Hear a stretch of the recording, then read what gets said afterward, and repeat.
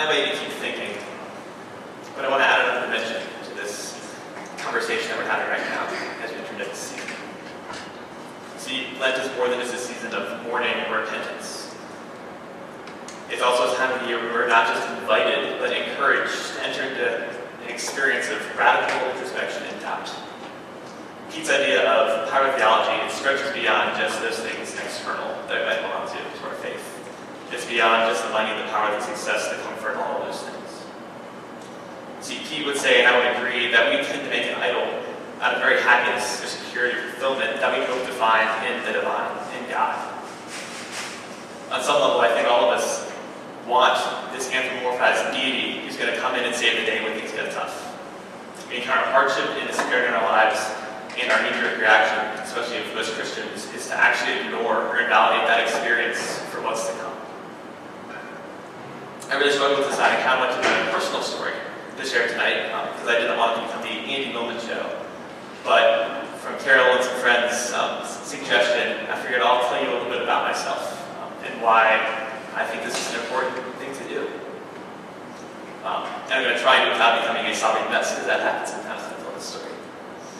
Those of you who have had the privilege of getting to know over the last few years know that I am a Virginia Tech alum. Those who know me a little better know that I was a freshman in 2007, the year that the school shooting happened there. And then there are maybe one or two of you in this room who know the full story and see what happened. And I'm not going to share the full story because I don't have the energy or the time to do that in a room of 40 people here. But what I can honestly say is that April 16th, 2007 was the worst day of my life. People joke about how tight-knit and insular little mountain communities are. In a way, that's absolutely true about Blacksburg, Virginia. Everybody knows everybody. And it blows my mind that after that tragic event happened, how I don't know a single person who was there who wasn't personally impacted by the loss of a friend, a coworker, a classmate, a teacher, any of those things. Personally, I knew 3 people who were murdered that day. My girlfriend at the time's best friend, and a good friend of mine, an RA from my dorm, and one of my TAs. So, yeah, out of a school of 28,000 undergrads, there were 32 killed, and I somehow ended up knowing 3 of them, which made it the worst day of my life. A lot went wrong that day, in the days following that day, the weeks following that week. But I think one of the biggest tragedies was the response that the church had, and that I experienced and my colleagues experienced. You see, our mountain town was flooded by hundreds of religious leaders and pastors and well-meaning Christians who wanted to pray for us, not necessarily with us, but for us, wanted to give us scriptures to give us hope, wanted to tell us stories of their own lives. But very few, in fact, almost none of them were actually there to listen and to allow us to share the pain that we're going through and share this is what we're experiencing. In the weeks following, I went to more memorial services than any 19-year-old freshman should ever have to go to for friends. And throughout all of those services, as well as church on Sundays and prayer vigils and everything else that was being done, there was a hymn that came up over and over and over again. And I realized that I'm going out on a limb and critiquing this hymn because it's a beloved hymn from lots of my brothers and sisters in Christ. But the hymn was, "It is well with my soul." See, after the second or third time of singing that song in response to the senseless death of a friend, I came to realization it was certainly not well with my soul. In fact, it was probably as unwell with my soul as it has ever been and ever will be. And I realized I could no longer invalidate or suppress or ignore what I was feeling, experiencing for some future that felt impossibly out of reach. And so I'd ask myself, why the hell am I singing "As Well With My Soul" at the funeral for an 8-year-old friend who's gunned down in the classroom? And I think we sing songs like "As Well With My Soul" because it is easier than saying my child was just murdered and I don't know what to do. Or in the case of the author of that song, man, everything I have just burned down, my kids just died in shipwreck, and I don't know how I'm going to go on. It's easier to say "To the Lord my soul" and sing that song. And I want to put forward the idea that the church is one of the primary bodies responsible for this. It's almost a form of self-deprecation. See, for so long the church has looked at doubt and uncertainty as a sign of weakness or a lack of faith. And yet we ignore that its presence is there in our canon. Isn't it interesting that the book of Lamentations only makes its way into lectionary once? It's more interesting that on that one Sunday of ordinary time we have Lamentations, it reads this: "The Lord is good to those who wait for him, to the soul that seeks him. It is good that one should wait quietly for the salvation of the Lord." I'm going to assume that you've all at least skimmed through that book for Hebrew Bible. If not, Denise will want you. And if you have, you'll probably notice that those two verses aren't exactly a fair representation of the book of Lamentations. In fact, they're not even laments. And we reflect on Psalm 88, the psalm that we just read together. I think it's safe to say that the psalmist wasn't afraid to talk about pain and doubt and separation and anger with God. When you look at our hymns and songs, how many of them have the boldness of Job to say, "I'm feeling crushed, and God, I'm blaming you"? When we got together to plan the service, we actually had a really hard time finding songs that embraced our life as we experience it here and now. It didn't jump and try and put some happy spin on it. And I know some of you right now might be thinking, but you're leaving out the most important part. Jesus brings me hope. Jesus brings me comfort when I'm feeling alone, or holds my hand when I can't keep going. And all of that may be absolutely true. I don't want to validate that for anybody, because that is an important part of our faith.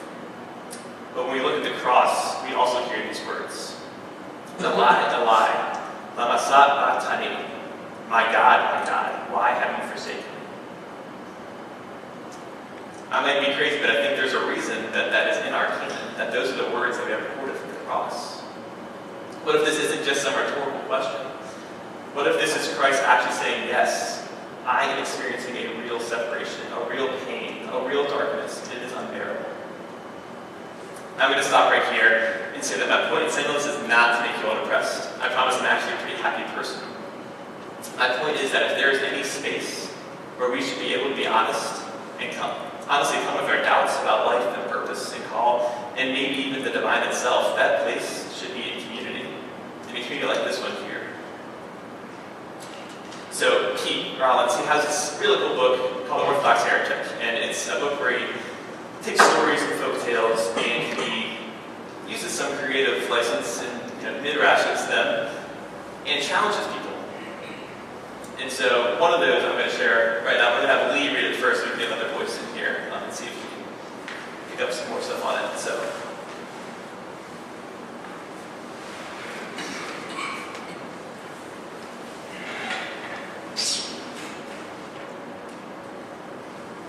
On Judgment Day, a great summons went forth to the sea, commanding that she give up her dead, and a voice called out to Hades, demanding that the prisoners be released from their chains.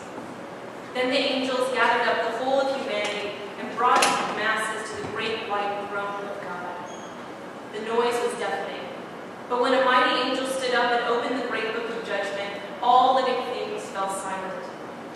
The first to be judged stood up and approached the angel who held the great text. Once the accused entered the dock, all humanity rose up and spoke as one. "When we were hungry, you gave us nothing to eat. When we were thirsty, you gave us nothing to drink. When we were strangers, you did not invite us in. We needed clothes, and you did not clothe us. We were sick and in prison, and you did not look after us." Once the accusation had been heard, silence once more descended upon all creation. They had pronounced their judgment on God, and now waited to hear God's defense.